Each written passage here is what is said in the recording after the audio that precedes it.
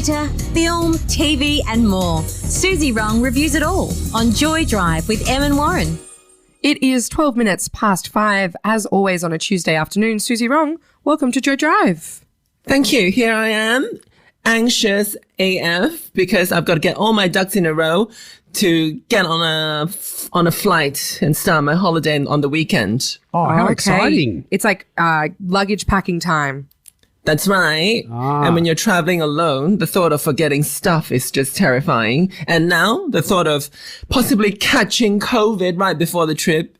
Oh my gosh, yes, the anxiety, yes, absolutely. Think positive, Suzy. Manifest all I'm the good thinking stuff. positive. We're excited for you. Now, our homework was watching The Lake, which was on Amazon Prime. Do you want to give us your overview of it, please? After breaking up with his boyfriend in Australia, Justin returns to Canada, hoping to connect with Billy, the biological daughter he had given up for adoption when he was a teenager. They take a trip to the very idyllic North Bay, where Justin had spent his childhood at the family cottage he loves. This new comedy series entitled The Lake on Amazon's Prime Video is as much about that relationship between gay father and estranged daughter as it is about sibling rivalry. Justin discovers that the cottage was left to his stepsister, Maisie, played by Julia Stiles. They had not been the best of friends before and certainly are not now. In 8 episodes, we watch the two fight over the property in outlandish and goofy ways, delivering laughs along the way. There are many subsidiary characters in the show, all of them colorful and quirky, as you would expect from a Canadian TV series. There is Jane, who's had a crush on Maisie for decades. There's Jane's husband, Wayne, who likes getting pegged. And there's young Opal, the preteen cross-dressing son of Maisie, who announces unreservedly that his pronouns are indeed he and him. The humor is unmistakably queer in style, but The Lake is a fairly wholesome watch, always light-hearted and gentle with its storytelling. I would have liked Julia Stiles to play a more flamboyant villain, but she leaves the broader comedy to the likes of Jane and Wayne, who are absolutely hilarious, especially in the first half of the series. Emma and Warren, did you get to the end of season 1, and would you be interested if they returned for season 2? That is a very loaded question, and I will answer it honestly. I did get to the end of season 1, but I fast forwarded a bunch of the last episodes. Like, I kind of was just like, what's the major plot point? Where are we getting? How does it end? Okay, now I know how it ends. That's not a good thing. No, I wasn't enamored, but I wanted to know what happened at the end of the season. So I definitely don't think that I would pick it up for season 2. If I'm being completely honest, which clearly I was. Suzy, I watched the first 2 episodes. I've got no interest in finding out what happens at the end, and I wouldn't watch season 2. Oh my gosh. Savage. This is probably the most savage we've ever been. It is, isn't it? But we're very authentic here on Joy Drive. I mean, it's not terrible, though. I don't think the show is sort of terrible. I just think that there's so much competition at the moment. It's so hard to get anyone to sit through, especially now, especially if they want you to binge it all at once. It's so hard to keep our attention for, just 4 hours, but it is 8 episodes. It's hard because you always feel like there's much better things to watch. Well, that's what I was thinking. And my question is, should it have been a movie? Would that have been better? Because it wasn't for me bingeable, but if it was a movie, I would have watched the whole thing. But after 2 episodes, I was like, no, I'm not looking forward to watching the third one. I'm not going to watch it. Yeah, that's a good point. But they do say that it is now the golden age of TV.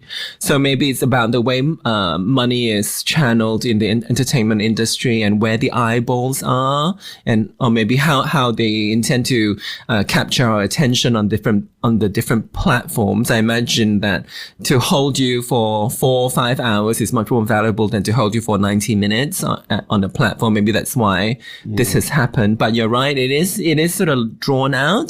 And for me, I did think that the comedy worked for me for the first 2 or 3 episodes, and then it became like they were trying to tell a story, and then the jokes had to be put aside a little bit, and that was disappointing for me because I thought the comedy style was good. Yeah, I mean, I think the things that I liked, I love a 10 Things I Hate About You throwback. So I enjoyed that Julia Stiles was in it, just generally. I thought that was cool.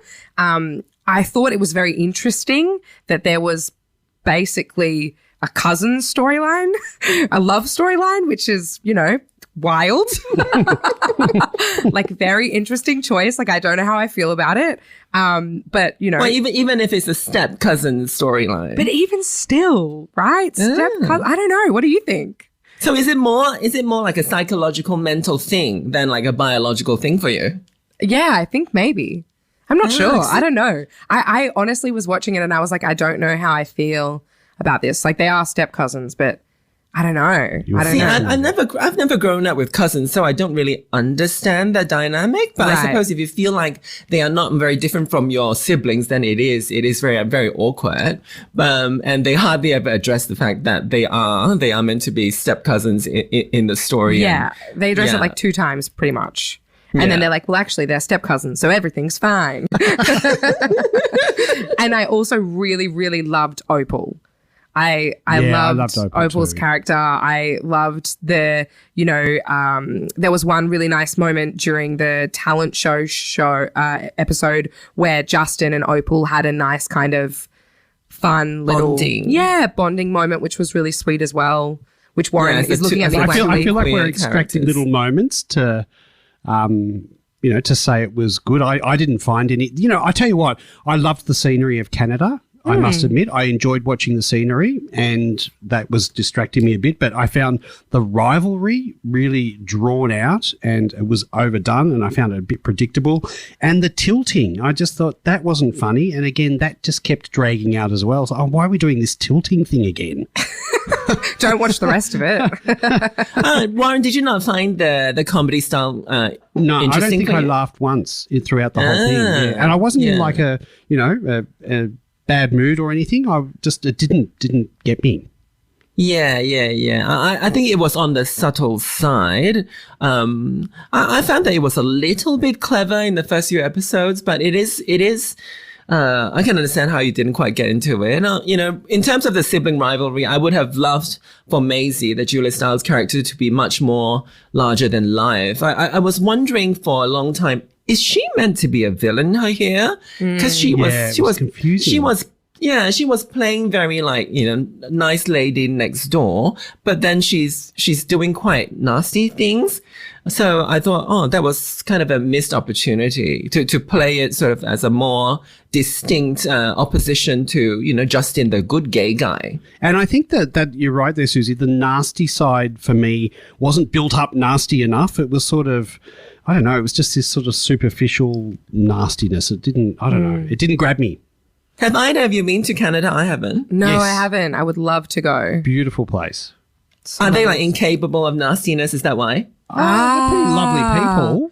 Maybe Suzy, you've cracked the code. That is exactly what has happened here. You've cracked the code. That's so funny. I kept waiting for her to sort of play the jokes of being the horrible stepsister, but it kind of didn't happen. And for me, I think that was the biggest problem of the thing. I would have loved to see sibling rivalry played out in a very comically ugly way, but she never sort of let herself be very ugly. And there was no deep storytelling either, I found. I didn't find anything deep happening that, really. We were talking earlier about how you get the oxytocin released when you get engaged in a movie. Well, there was no oxytocin released. Brutal. I enjoyed episode 7 when, I guess that was probably when Macy's character was potentially the meanest, when they had the sort of, I don't want to ruin anything, because if you do watch episode 7, it starts and you think, are we in a totally different TV show right now? And I actually really enjoyed that part of that episode. You know what I'm saying, Suzy? I think it's a strong cliffhanger when their mother turns up and you don't see her. Yes. That's always a good thing. I mean, marketing wise, next year, we say we're not going to watch season 2, but if a major star turns up being the scary stepmother, and she is set up as being quite a monster, and that could be enticing. But, I agree with the both of you. As it is very mild. It might be nice if you're a little bit sick in bed, something that doesn't take very much out of you, but you've got beautiful scenery to look at and really nice people to laugh with. It is a little bit of a gentle one. Totally. But alas, we're glad we watched it because... and that's the first time I've been brutal. Yeah, exactly. I feel like... You should do it more. That's it though. You know, it's all so subjective. So it's really great. And, you know, the lake might be for you. So if you haven't seen it, it's streaming at the moment on Amazon Prime. Episodes are half an hour. I love half-hour episodes. I do love that about it, even if I didn't like it, because at least then, you know, you can binge through it quite quickly. To be honest, they didn't feel like half-hour episodes. No, they really didn't. Yes, I know. They felt a lot longer. They really didn't. That's so true. Suzy, you're off on holiday, so we won't chat with you for a couple of weeks, but have a great time. I won't be here for the next 2 Tuesdays, but I'll be back after that. Fantastic. Have a really good holiday. Wait. Yeah, we can't wait to hear all about it. Thanks so much for joining us, Suzy. Thank you. Bye. Thanks, Suzy. Bye. That was Suzy Wrong, and it was The Lake, which is streaming on Amazon Prime.